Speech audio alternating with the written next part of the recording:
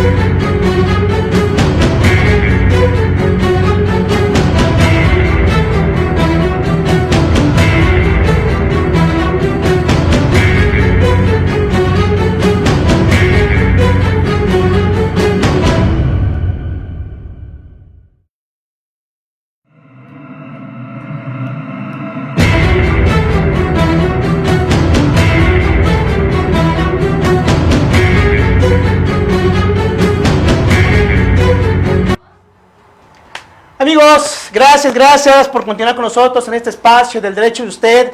Gracias a Agencia Global de Información y Asistencia Legal de Negocios, ASLEN, ¿verdad? Por permitirnos este espacio y poder llegar hacia ustedes, amigos, con temas de carácter legal, pero temas muy necesarios, muy importantes que sí o sí debemos de conocer. Ustedes han visto, amigos, que a lo largo de esas emisiones que hemos llevado desde el año pasado, pues hemos tratado siempre de enfocarnos a los temas que ustedes nos han pedido. Ustedes nos han escrito a través de las redes sociales, ustedes han mandado escritos a través de aquí a través de los correos de Agencia Global de Información y nos han pedido temas muy particulares y por ahí tuvimos algunos cuestionamientos o algunos comentarios en el sentido de que nos interesaría conocer un poquito sobre temas en materia familiar. Y amigos, ¿qué creen? Amigos, se los digo con toda la confianza, vamos a hablar un temazazo que tiene que ver con la prueba en psicología. Sí, la prueba en psicología que hacemos uso en los procesos judiciales. ¿Cuántos de nosotros, verdad, nos hemos visto involucrados? O a lo mejor un familiar, un conocido, un vecino, alguien por ahí que tiene algún problema donde papá o mamá pelean por cuestiones de violencia intrafamiliar, donde papá y mamá se pelean por cuestiones de la guardia y custodia de los hijos, por la patria potestad de los hijos, donde está de por medio uno de los menores de edad, y entonces ahí vamos a ver pues quién es bueno, quién es el malo, quién tiene un mejor perfil, quién tiene una mejor capacidad para poder pues educar, ¿verdad? Para poder ya sacar adelante a los hijos. Y a veces, amigos, en ese tipo de procesos, independientemente del aspecto legal, independientemente del aspecto técnico, pues sí requerimos también un asesor, requerimos a un especialista en diversas materias y particularmente en la materia de psicología. Requerimos de un psicólogo que nos venga a decir, pues dinos, ¿quién está más apto? ¿Quién es el mejor para poder educar a un menor de edad? Independientemente que sea niño, que sea niña, ¿quién es el más apto? Y es ahí donde también la misma autoridad judicial, la misma ley, ¿verdad? La misma autoridad nos dice, pues vamos a llegarnos de periciales, vamos a llegarnos de un dictamen y que nos determine quién es la persona que ha incurrido en ciertas actitudes que no son buenas para un menor de edad y que a su vez nos determine, pues, quién es el más apto para sacar adelante a nuestros hijos. Y el día de hoy pues vamos a hablar la importancia de esos peritos en psicología que necesariamente los necesitamos dentro de un proceso en materia judicial y particularmente en los juicios familiares. El día de hoy nos acompaña la doctora Giselle Araceli López Galicia, que déjenme les comento antes de que le dé el uso del micrófono, el perfil curricular de nuestra participante, de la doctora Giselle Araceli López Galicia. Déjenme les comento, amigos, que ella es licenciada en Psicología por la Universidad Nacional Autónoma de México, estudió en la Facultad de Psicología. Ella tiene una maestría en Administración por la Universidad de las Américas. Ella tiene una especialidad también en Administración por la misma Universidad de las Américas y tiene un doctorado en Ciencias de la Administración por la Facultad de Contaduría y Administración de la Universidad Nacional Autónoma de México, por nuestra alma mater, para quienes somos egresados de la UNAM. También actualmente la doctora Giselle López es docente impartiendo las maestrías de Administración y Gestión Estratégica de Talento Humano, la maestría de Educación y la maestría de Derecho Fiscal y Administrativo en la Universidad de la República Mexicana. La maestra, pues es de los participantes que han estado en este programa, pues es de las pocas que también ha tenido una experiencia en otros países. Ella formó parte de algunas estancias de intercambio académico. Ella estudió prácticamente en la Escuela Universitaria de Estudios Empresariales Vigo, en el país de España. Llevó allá una estancia de investigación sobre metodologías de investigación doctoral. También la doctora Giselle, ¿verdad? Cuenta con diversas certificaciones y diplomados. De manera anunciativa, amigos, si no me voy a llevar todo el programa, ¿verdad? Y el programa no es solamente hablar del perfil curricular. Queremos conocer a la doctora que nos comente su experiencia, ¿verdad? ¿Cómo integramos una prueba en psicología? ¿Para qué me sirve? ¿Cómo me sirve? ¿Cómo se convalida una prueba en psicología? Que nos comente toda esa expertise tan importante y no solamente esto. Pero bueno, nada más de manera anunciativa, amigos, ella tiene un diplomado en formación en desarrollo humano y una formación de instructores en la UNAM por parte de la Facultad de Psicología.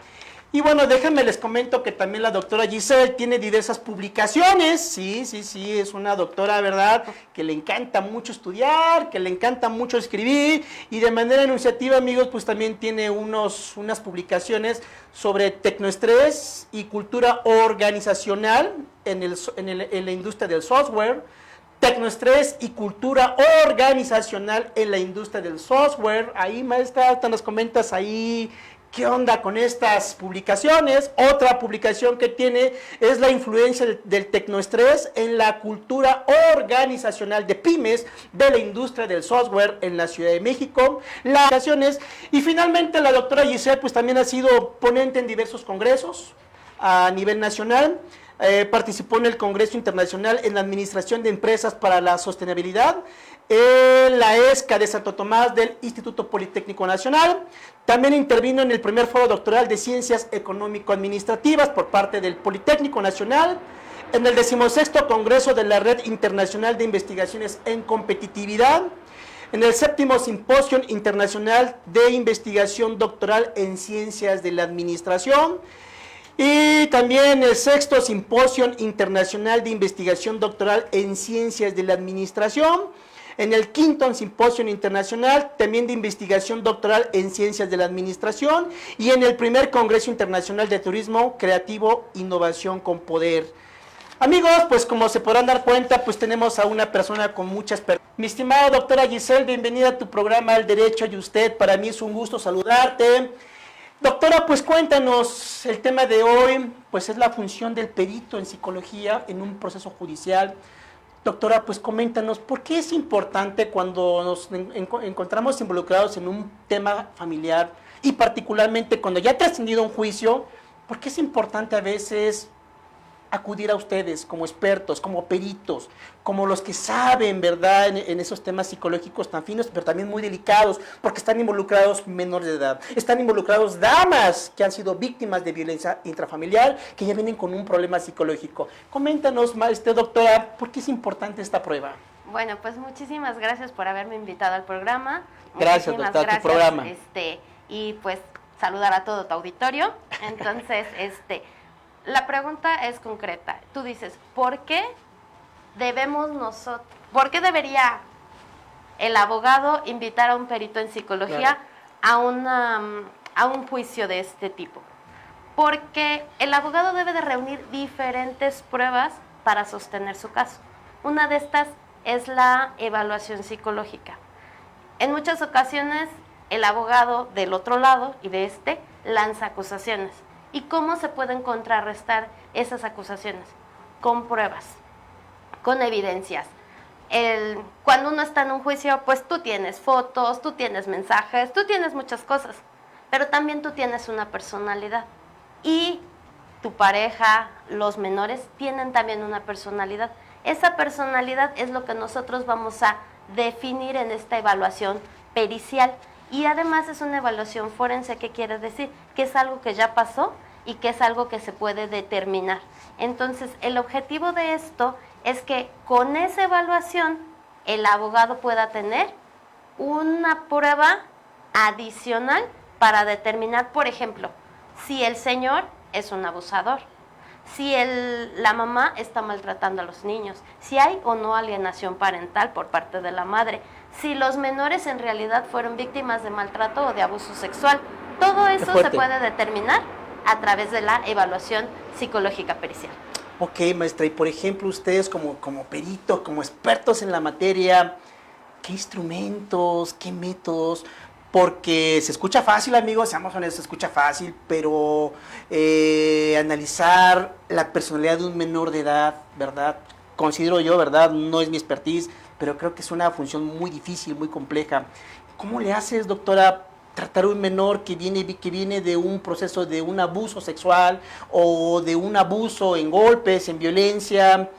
¿Qué hace el psicólogo ahí con ese tipo de casos? ¿Cómo saber si el menor está o no manipulado? ¿Cómo saber si el menor se presta o no se presta? ¿Cómo lograr ese objetivo, doctora?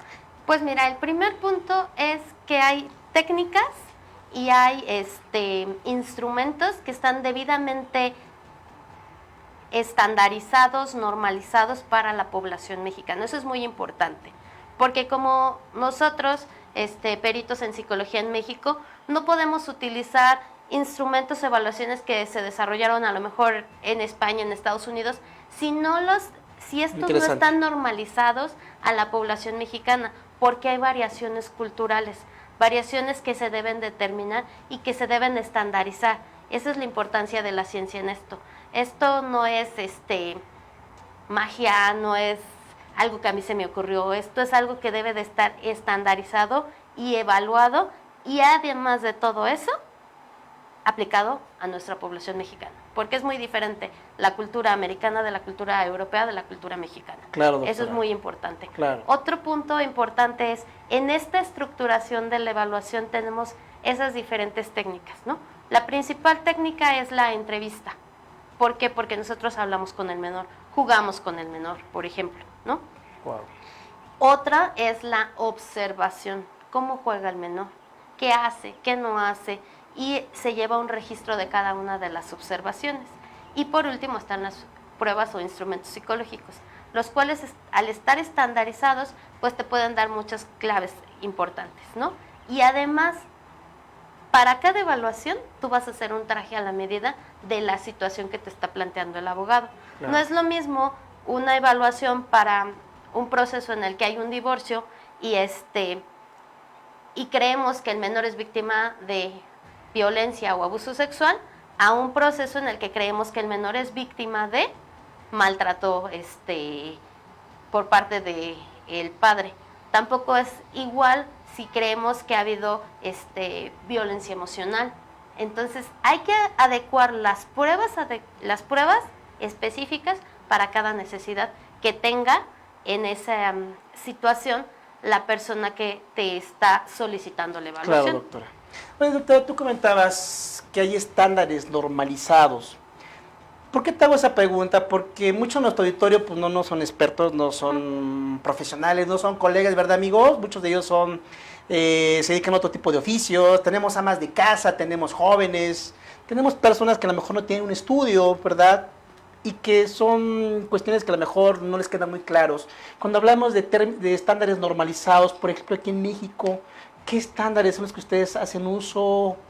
¿Cuáles son los que ustedes toman en cuenta para poder entender ese tema? Se los voy a poner de la forma más sencilla para que todos lo podamos entender. Hay un cuestionario que se desarrolló en Estados Unidos.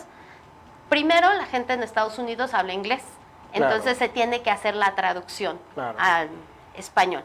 Una vez que se traduce al español, cada uno de estos llamados reactivos, que le podríamos decir cada una de estas preguntas con sus opciones de respuesta, se le aplica, para poder estandarizar un instrumento, se le aplica a una población mexicana. Y entonces este cuestionario se aplica en la Ciudad de México, en Monterrey, en Guadalajara y en diferentes lugares. Claro. Después de eso, se ve, y hay preguntas que a lo mejor la gente no entendió, porque en la traducción utilizaron una palabra que nosotros no utilizamos, y entonces eso se corrige.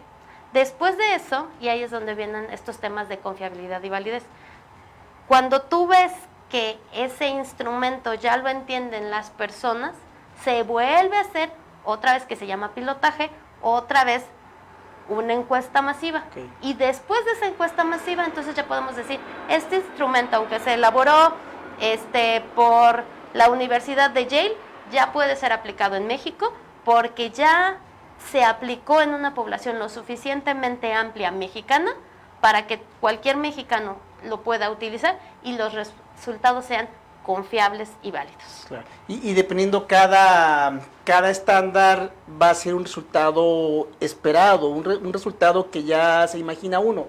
O sea, mi duda es que entonces ustedes como peritos, como expertos en la prueba psicológica, ustedes ya parten de todo un estudio, de toda una base científica que determina si tú haces ese tipo de cuestionamientos, seguramente tu resultado va a ser A, B o C, pero no hay de otra opción. O sea, ustedes no trabajan de una forma libre, arbitraria, pues yo creo que si hago esto, más esto, seguramente me sale esto. O sea, ustedes ya parten de una base científica ya respaldada. Por supuesto. Nosotros no podemos o no debemos. Claro, interesante. Aplicar pruebas que no están estandarizadas y generalmente quienes hacen las estandarizaciones son universidades. Entonces, la mayoría de las pruebas que nosotros utilizamos se estandarizaron por la UNAM, por el TEC, por todas las universidades que hacen investigación. Claro. Y entonces yo ya puedo utilizar una prueba de estas que se estandarizó. Yo no puedo agarrar y decir, voy a hacer mi propia prueba para medir este maltrato, porque aquí viene el factor importante de la validez. Interesante. Yo pienso que es válido, pero yo estoy sesgada. Yo necesito que haya una evidencia científica, que para eso es la metodología de la investigación, que pueda determinar, oye, esta prueba si funciona, o esta prueba, ¿qué crees? Le tuvimos que hacer de 50 preguntas reactivos. Tuvimos que cambiar 10, pues ya no es la misma. Esta prueba no la pudimos estandarizar a México, porque nuestra realidad cultural es muy diferente. Excelente, doctora. Pues amigos, ya escucharon esta primera parte. Ahorita vamos a iniciar nuestro primer corte. Doctores, no tienen ningún inconveniente. Vamos al primer corte y ahorita seguimos con el tema. Gracias, amigos, que nos siguen.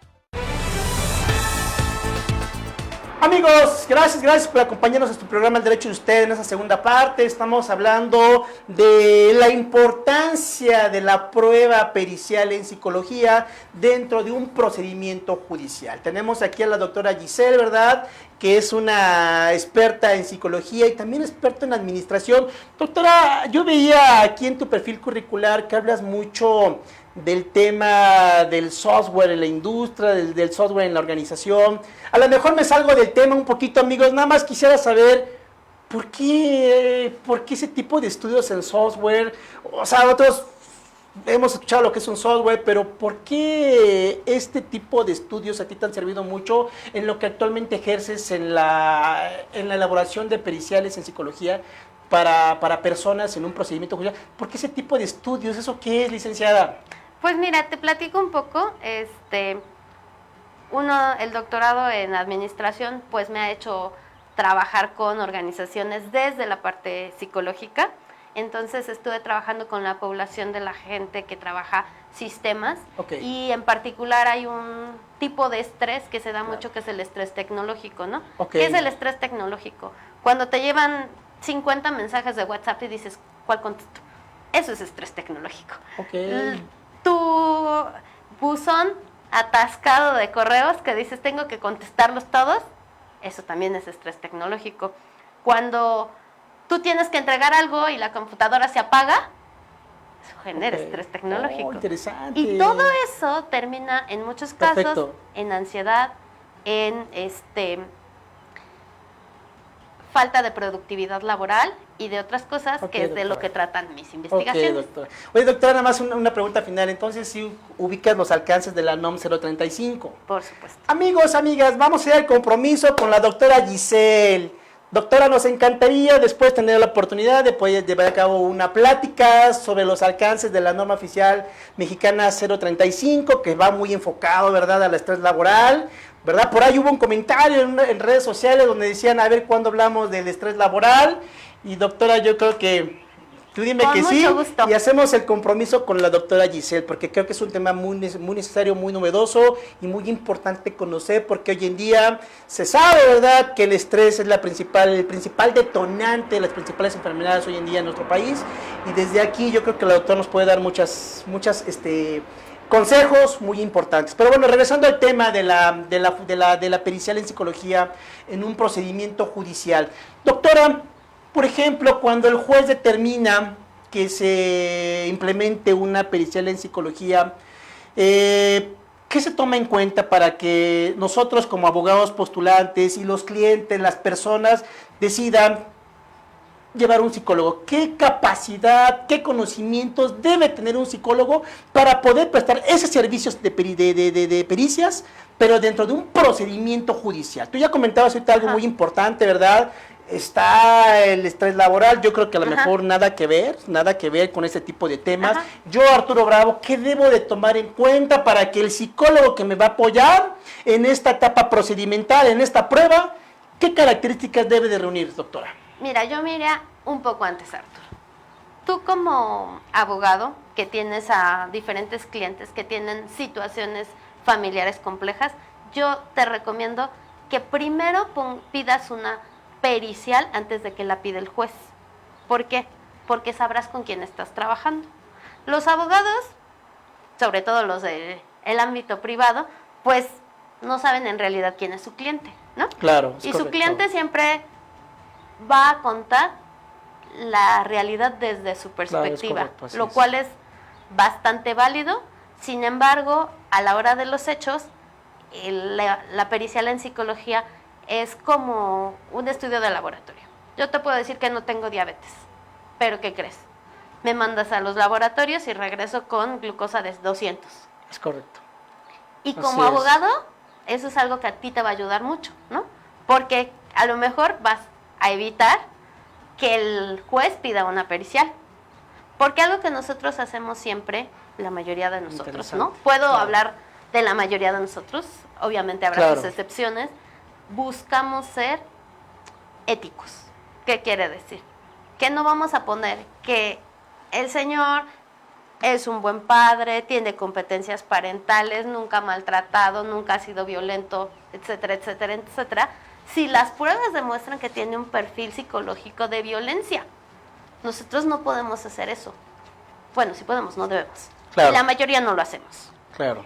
Entonces, cuando nosotros hacemos este tipo de evaluaciones y tú te adelantaste, ya cuando el juez llegue, pues tú ya sabes decir, no, por ahí voy a proponer otra cosa, convivencias, no sé, algo más para no llegar a eso, ¿no? Los abogados con los que yo he trabajado, la mayoría de ellos me dicen, oye, tengo un caso de este tipo, por favor, y antes de que se los pida el juez, apóyame con una evaluación. ¿Por qué? Porque quiero saber que estoy trabajando y con quién estoy trabajando. Después de eso, ya que el juez pide la evaluación, generalmente estas evaluaciones se le piden a las instituciones públicas. Pero las instituciones públicas desafortunadamente tienen mucho trabajo. ¿Qué quiere decir? Que tú le pides a una institución pública una evaluación de maltrato, le aplican 2 evaluaciones al menor, y pruebas muy sencillas y dicen, ¿hubo o no hubo maltrato? Pero es algo más amplio que solo 2 pruebas. Entonces, es como las consultas del IMSS, ¿no? Llegas y en 10 minutos ves una consulta privada. Entonces, lo que a nosotros como peritos privados nos dicen es, me entregaron esta evaluación de la persona a la que yo defiendo. ¿Qué puedes opinar de esta evaluación? Y entonces nosotros ahí también podemos hacer una contraevaluación en la que decimos, mira, la opinión del dictamen que se realizó fue este. Y entonces ahí nosotros podemos decir, la evaluación que se le aplicó al menor duró 1 hora. 1 hora no es un tiempo suficiente para determinar si hay o no hay abuso. No es tiempo suficiente. Se le aplicó un Bender, que es una prueba para ver si hay daño neurológico. Eso no tiene nada que ver con maltrato. Entonces nosotros tenemos como elementos para también opinar de las evaluaciones que realizaron otras personas, especialmente las evaluaciones que realiza la contraparte, y de esta manera pues que el abogado pueda tener algo con que apoyar su argumentación y pues pueda defender a su cliente. Pues doctora, me encantó este comentario que acabas de hacer en el sentido de que, a ver Arturo, nosotros, yo no te puedo decir, Arturo Bravo es apto, o sea, no, yo no lo voy a hacer. Yo solamente voy a aportar cierta información donde determino, ¿verdad?, que reúne estas características y a final de cuentas todos podríamos decir, doctora, que el juez decida. Correcto. Que el juez decida. Yo no quiero decir el sí y nada más él porque debe ser él. No, yo te aporto esta información y juez, con esto tú valora y determina quién es el más apto. O sea, ¿eso es lo que me comentas, doctora? Sí, porque por ejemplo nosotros podemos poner, mi recomendación es, yo concluyo que la persona tiene, por ejemplo, el progenitor tiene esto y esto, y considero que debe mejorar sus capacidades, sus competencias parentales, pero yo no voy a decir es un buen padre o es un mal padre, porque además si yo digo es un buen padre o es un mal padre, estoy entrando en algo que son términos calificativos. No, yo tengo que decir, el señor es capaz de cuidar a un menor, el señor es capaz de brindar alimentación, el señor es una persona proveedora, etcétera, etcétera, etcétera. Pero así como decir un buen padre, un mal padre, okay. Y no debería de aparecer en ninguna evaluación. Claro. No, y te lo pregunto, doctora, porque sí lo hemos visto. No, sí lo hemos visto. Los que hemos litigado también asuntos familiares, yo en lo personal no me dedico a temas familiares, ¿verdad? Pero bueno, lo hemos visto y debamos uno que otro. Y sí hemos visto colegas que me han mostrado sus dictámenes periciales en psicología y ahí se visualiza, o sea, determino que Arturo Bravo sí es el apto, o sea, literalmente así lo señala. Doctora, una pregunta. A ver, hace rato comentabas en la primera parte del programa que tú observas, un método que utilizan mucho es la observación. ¿Cómo darse cuenta? Esta parte creo que a todo el auditorio le va a interesar mucho, amigos, principalmente, ¿verdad?, quienes son víctimas de violencia, víctimas de algún escenario, algo delicado, algo grave, ¿verdad? ¿Cómo detectamos nosotros como familiares de mi hermana, familiares de mi mamá, familiares de una amiga o familiares de cualquier persona, conocidos, vecinos, cualquier persona? ¿Cómo detectamos si hay indicios de que una persona está siendo gravemente afectada? Cualquier tipo de violencia, psicológica, económica, física, no sé. ¿Cómo detectamos? ¿Cómo nos damos cuenta? ¿Qué nos aconsejas, doctor, en ese sentido? Bueno, la violencia física creo que es muy clara y muchas veces no la queremos ver. Llega tu familiar con el ojo morado, te dice que se pegó, que se cayó, le ves moretones y ¿qué dices? Sí se cayó. Claro. Okay. Aunado a eso, no habla, se queda callada, llega su pareja y está. Su pareja simplemente con una mirada voltea a verlo y se para, Eso, la violencia física es muy clara, creo que todos lo hemos visto, pero muchos de nosotros nos quedamos callados. Okay. O sea, el detectar que una persona, un familiar, se mantenga en silencio constante, es una alerta, nos podríamos decir, es una alerta. Si la persona se reía, hablaba, opinaba, y ya después la vemos muy introvertida, ahí hay algo. Su personalidad ha cambiado, ¿no? ¿Cómo vemos la violencia emocional? La violencia emocional vemos que la persona no opina. Tú le dices, oye, nos vamos a ver para la carnita asada el fin de semana, y te dice, lo tengo que consultar con mi esposo. Ok. ¿No? Ok. Obviamente todo lo determina el esposo. No es como, yo creo que sí, déjame lo platicamos, pero yo creo que sí. Eso suena muy diferente. Lo tengo que consultar con mi esposo, a yo creo que sí, déjame ver. Okay. Hay una diferencia. Okay. Y la violencia económica, no traen tarjetas. Ok. Bueno, pero es que, ¿verdad, amigos? Ahí que nos siguen, ¿verdad? En redes sociales. Caray, pero es que también se va al centro comercial y pues ya rebasó el límite, ¿no? Ok. Pero ahí el punto claro. es, si es su dinero. Es correcto. Y si es su dinero, ¿por qué no se lo puede gastar en lo que quiera? Así es. Ok. O sea, nosotros son aspectos que debemos de visualizar, y si vemos que esas conductas son de forma reiterada, ya podríamos presumir que hay indicios de un tipo de violencia y ahí actuar. ¿Qué se recomienda en esos casos, doctora? ¿Acudir de manera inmediata primero con un psicólogo o primero ir a levantar, como lo hacen, verdad, muchas personas, luego ir al Ministerio Público, levantar una denuncia o ir ante un juzgado, o primero acercarnos a un especialista que nos compruebe nuestras dudas? Lo primero es hablar con nuestro familiar. Okay. Porque no es un menor de edad. Es un adulto responsable que debe de hacerse responsable de su propia vida. Muchas veces en esta cultura mexicana queremos resolverle los problemas al de enfrente, pero cada quien tiene su responsabilidad. Si es un menor de edad, esa es otra historia. Con los menores de edad sí tenemos que actuar sí o sí, pero con un adulto no. Un adulto debe de tener su propia responsabilidad. Entonces, nuestra responsabilidad como familiares es decirle, oye, yo me he dado cuenta que esto, no me parece que sea una conducta normal.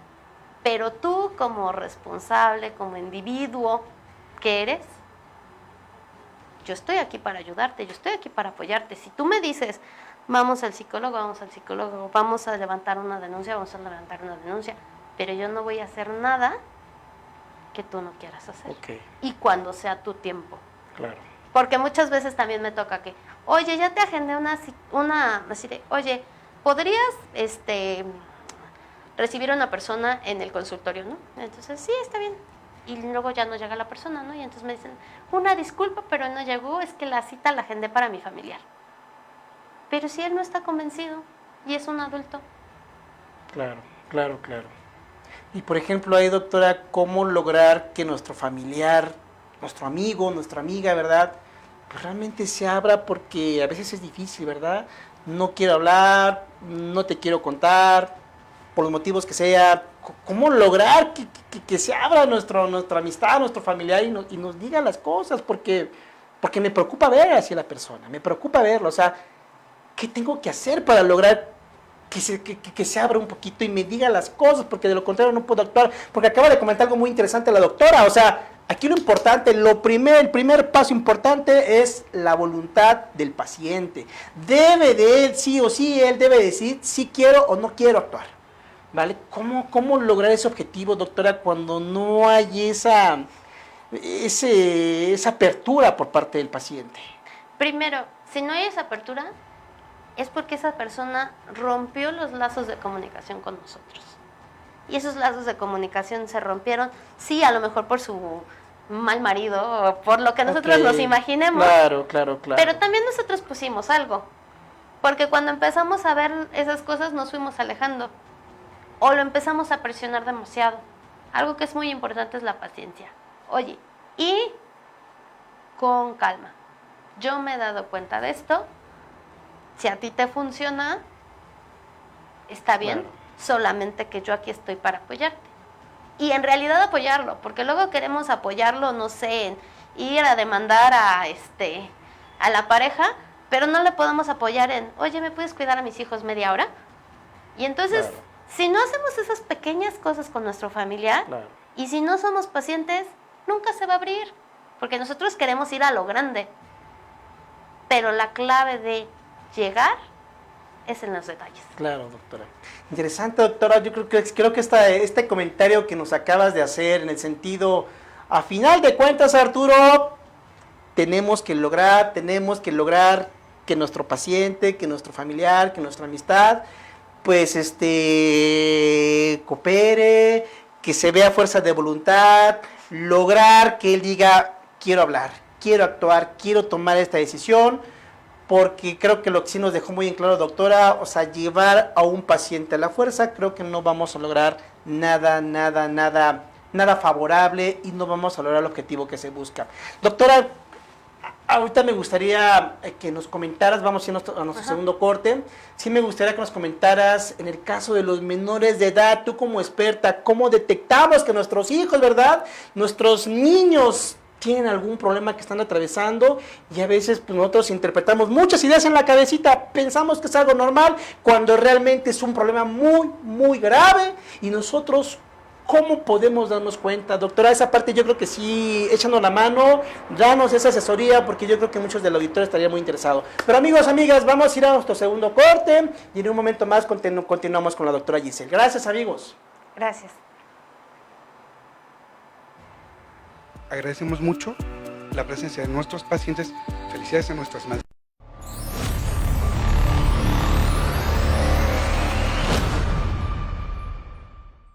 Muy buenas tardes, estamos muy contentos porque estamos festejando el Día de las Madres. Como se ha mencionado, el mes de mayo es el mes de las madres. Este mes vamos a poner una super promoción en antibióticos, 10% de descuento, analgésicos, inhibidores de la bomba de protones, protectores de la mucosa gástrica y algunos antiinflamatorios. Agradecemos mucho la presencia de nuestros pacientes. Felicidades a nuestras madrecitas el día de hoy, y también a la Agencia Global de Información con su apartado de Club en promocionarte tú mismo por estar con nosotros en este apoyo a este gran apoyo que se da a las madres. Gracias por todo su apoyo, y bueno, felicidades el Día de las Madres a todas ellas. Gracias.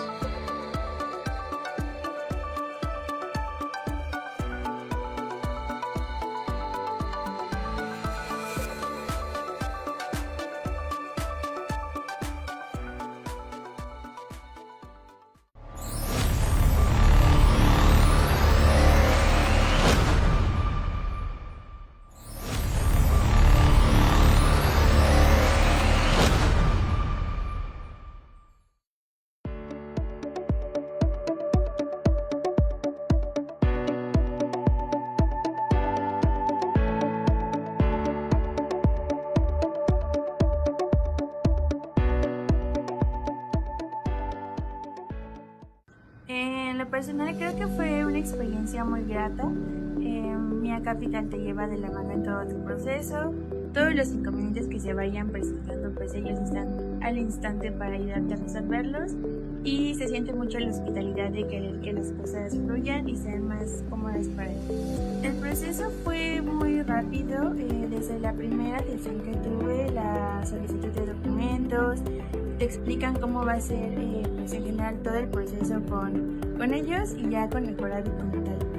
Nada que decir, pues muy rápido. Pues bueno, Mia Capital es una fuente confiable, una compañía confiable, es recomendable, sin problemas, sin tema, salimos todo bien. El proceso fue rápido, todo el proceso yo creo que ustedes lo hicieron bien y fue fácil, la verdad, fue fácil. Pues que se acerquen a Mia Capital, y la verdad se los recomiendo ampliamente, y es gente confiable, porque los trámites se hacen en poco tiempo, en una semana, 2 semanas, depende de del papeleo, pero igual es recomendable.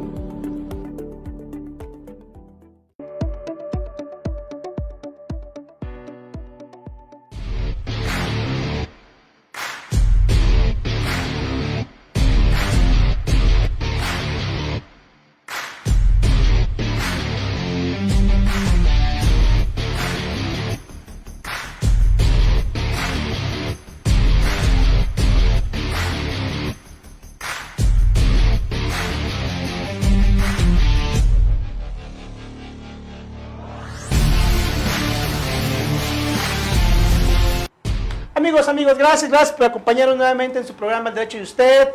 Vamos a esta última parte, ¿verdad? Estamos hablando de la importancia del perito en psicología en un proceso judicial. Ya nos comentaba la doctora, ¿verdad? En la sección anterior, ¿verdad? ¿Qué aspectos debemos de valorar, darnos cuenta, ¿verdad? Cuando nuestro familiar se encuentra involucrado en un tema de violencia, ¿verdad? ¿Qué aspectos tomar en cuenta, ¿verdad? ¿Cuándo acudir con el psicólogo, ¿verdad? Ya nos comentaba esta parte la doctora Giselle. Doctora, coméntanos ahora en el caso de un menor de edad, porque creo que es algo más difícil. ¿Cómo nos damos cuenta como padres, verdad, como familiares de un menor de edad? O incluso, verdad, como el vecino, como el conocido de un menor de edad, verdad, que vemos que el menor tiene por ahí algún problemita, algo que no es normal en su conducta. ¿Cómo nos damos cuenta? ¿Qué nos aconsejas? Creo que es muy importante poderlo saber, porque hay mucha gente de aquí que seguramente nunca se han visto involucrados, o una cosa es lo que ven en las redes sociales, o lo que ven en las telenovelas, y otra cosa es la realidad. Doctora, coméntanos por ahí. Bueno, a mí me gustaría como separar a los menores de edad en dos bloques, ¿no? Ok. Los niños pequeños hasta los 10, 11 años y los adolescentes. Ok. Porque tenemos diferentes conductas, Ok, ¿no? perfecto. Básicamente lo podemos ver en conductas. Si vemos que hay algún índice de abuso o maltrato sexual, que es como el tema importante. Qué fuerte. ¿No? En el caso de los niños pequeños, menos de 10 años, ellos tienden a orinar, tienden a la cama, o sea, orinar la cama es uno de los aspectos. El niño tenía un perfecto control de esfínteres y tiene 5 o 6 años y empieza a mojar la cama.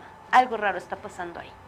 Okay. Si no es un problema biológico, puede ser un problema de abuso o de Ok, qué fuerte. ¿no? Entonces, si tienes un hijo con estas condiciones, acércate a un doctor y también a un psicólogo, ¿no?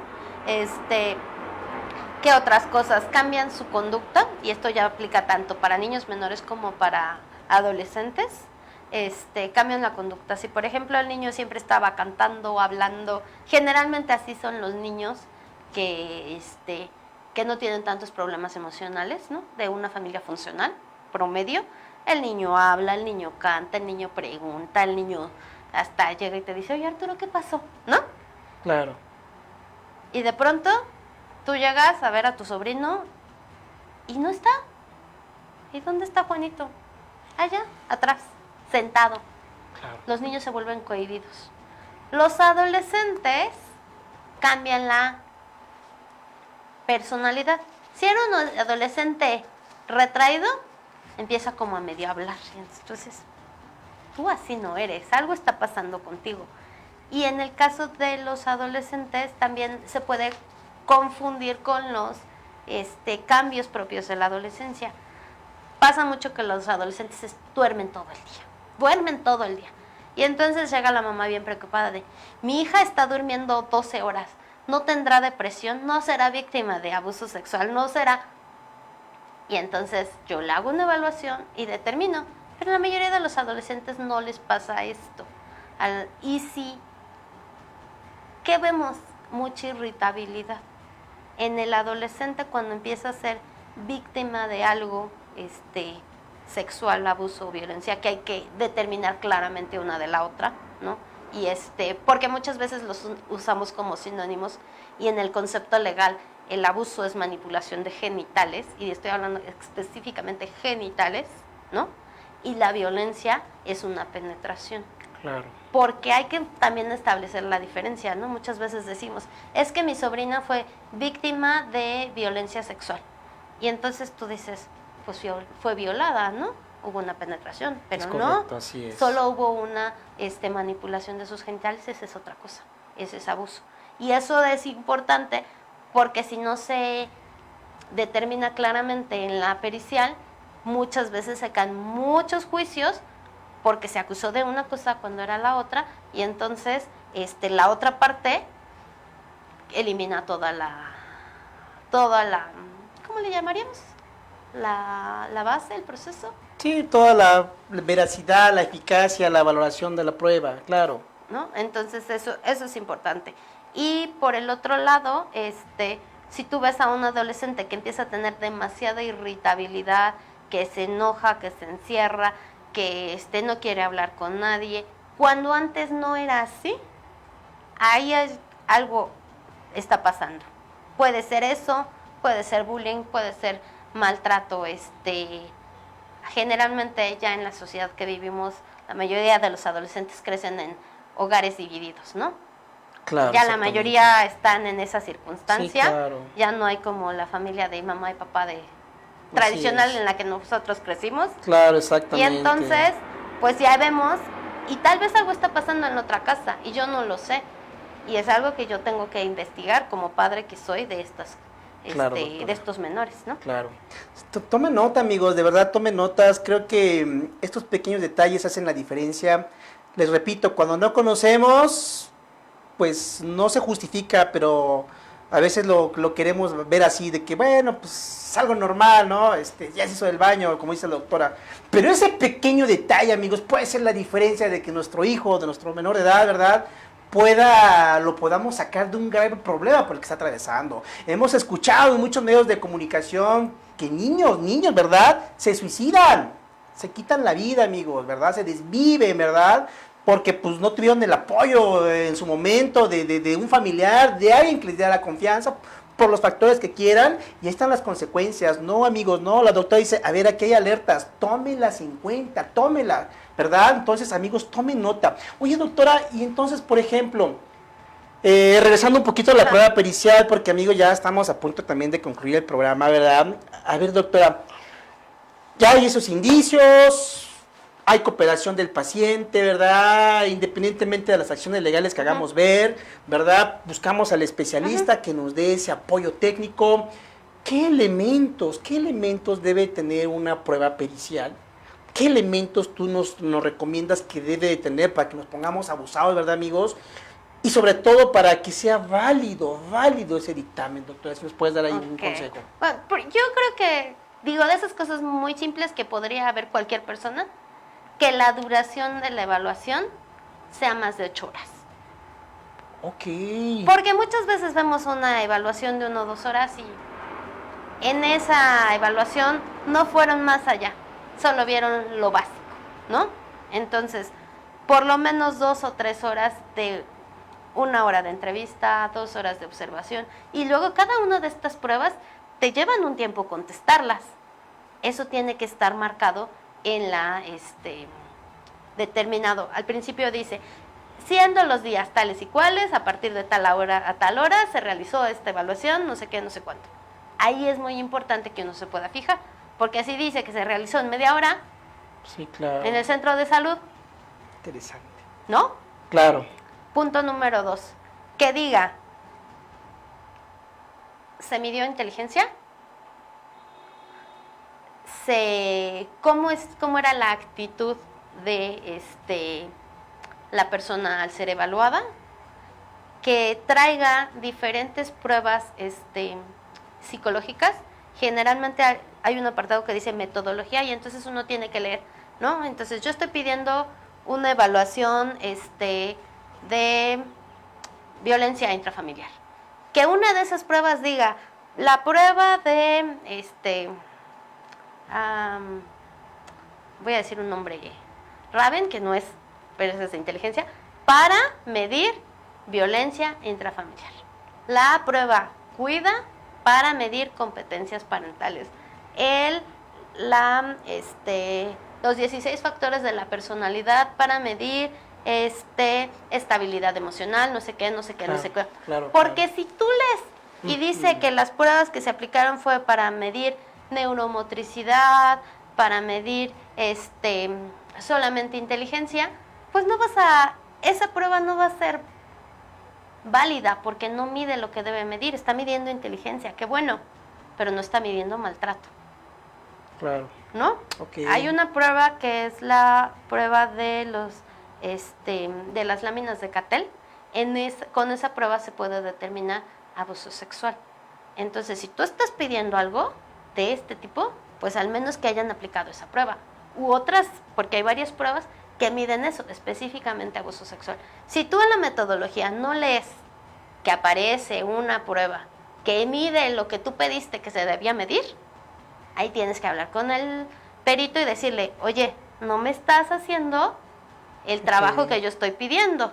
Tú me estás entregando lo que tú quieres, pero yo necesito algo específico para esta situación. Claro, doctor. Oye, doctor, y por ejemplo, si ustedes como peritos en la materia, al momento de hacer la evaluación de un paciente, y regresemos al tema de un menor, por ejemplo, a lo mejor le dije, a ver, doctora, determíname si el menor está siendo manipulado para ver si se queda con papá o con mamá.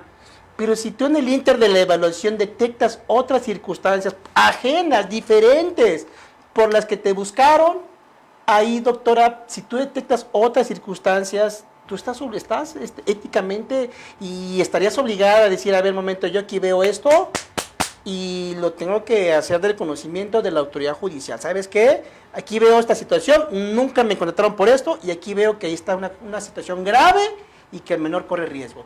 O sea, ¿tú podrías hacerlo, doctora? ¿Te ha pasado? No me ha pasado y te voy a decir por qué no nos pasa. Regularmente lo que nos pasa es, a mí me piden una evaluación, yo hago la evaluación, pero a mí no me contrata el tribunal. El tribunal contrata generalmente instituciones públicas.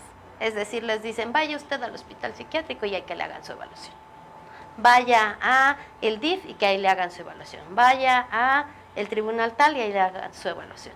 Es decir, como yo soy privado, no me mandan ese tipo de información, ¿no? Y en las instituciones públicas pues están saturados, entonces hacen evaluaciones totalmente rapidísimas. Sí, claro. ¿No?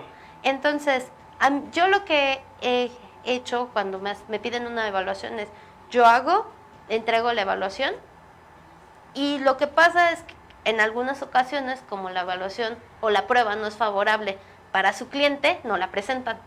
Claro, yo se las entrego.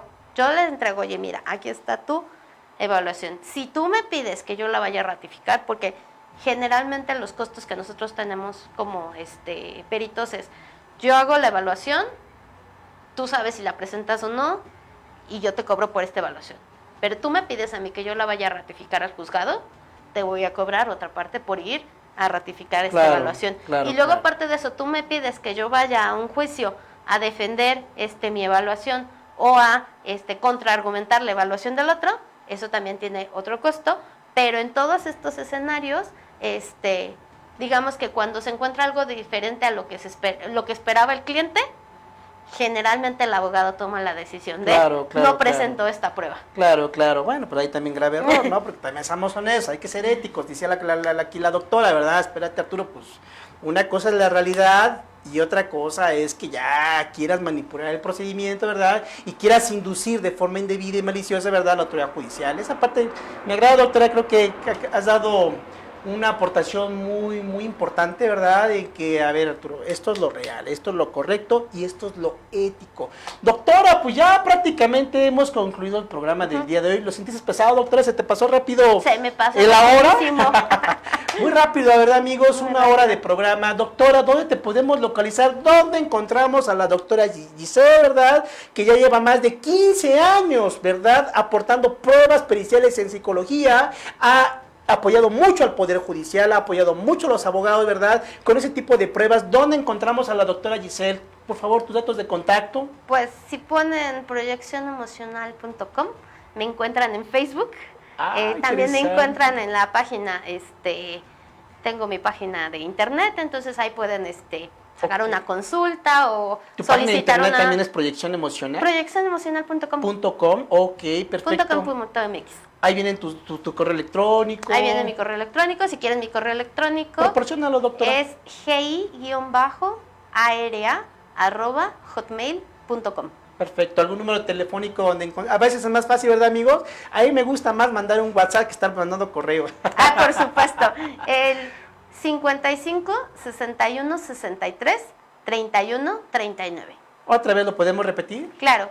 55 61 63 31 39. Excelente, doctora. Pues, amigos, de todos modos, aquí no alcanzó a notarlo, amigos. Ustedes saben que después de que termine el programa va a haber retransmisión, ¿verdad? Y también ahí la pueden consultar con mucho gusto. Pueden volver al programa, tomar algunas notas y en la parte final van a volver a encontrar los datos de contacto. Amigos, amigas, espero que haya sido de su interés este tipo de programas. Creo que el tiempo se va volando, de verdad, una hora, la verdad, ni lo sentimos.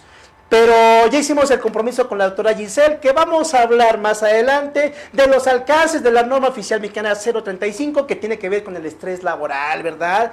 Creo que nadie de los que nos han viendo ha estado exento de un tema de estrés laboral. Ya la doctora dijo que sí, ya se comprometió públicamente, amigos, ¿verdad? Doctora, pues muchas gracias por acompañarnos a nuestro programa El Derecho de Usted. Tenemos ese compromiso y por el momento pues ha sido todo. Y muchas gracias por regalarnos esta hora tan veloz de tu tiempo y gracias por compartirnos este conocimiento impresionante, doctora. Un gusto, Arturo. Amigos, cuídense mucho, Dios me los bendiga y nos vemos el próximo lunes a las 2 de la tarde con otro programa más de su programa El Derecho de Usted. Por el momento, hasta luego. Hasta luego.